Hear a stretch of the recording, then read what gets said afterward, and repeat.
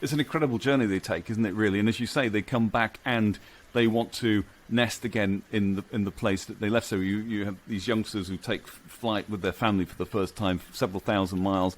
They could be flying between the legs of a rhinoceros and so on, if they're lucky enough to find one. Unfortunately, that's the problem, isn't it? But they could be. And these iconic photos that you see of them there and then making their way back here. This story resonates with me personally.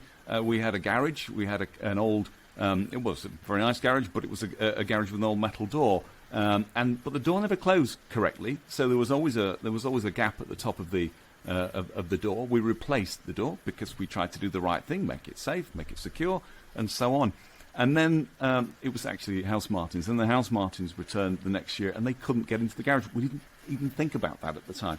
Now, I removed a window for them so they could get in, and that's what we used to do when they arrived. So they used to arrive back at the house, sit on the, we would. It was a magical day because they would arrive back and they would sit on the aerial or on the top of the roof, or even on the eaves, and they would just fly at the garage as though to say, "Come on, come on."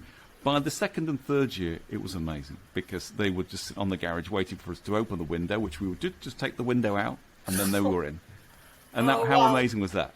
That's really amazing. I like that's what I'm trying. I'm fueled by stories like this, because that's someone actively caring and also actively loving these birds. These birds are amazing, and their little faces in our walls. House martins are so charming and so beautiful to watch and so amazing to watch. Their flights are so incredible. So it's really amazing to know that those particular house martins are okay, and they have a good guardian in you. So that's absolutely good. Well. And we felt blessed that they actually came to our house. They chose our house to come back. The least we could do.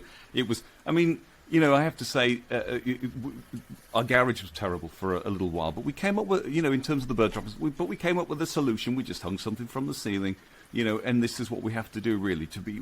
We do not own the planet. We're sharing the planet together. Let's work together. And let's make life a little bit easier where we can.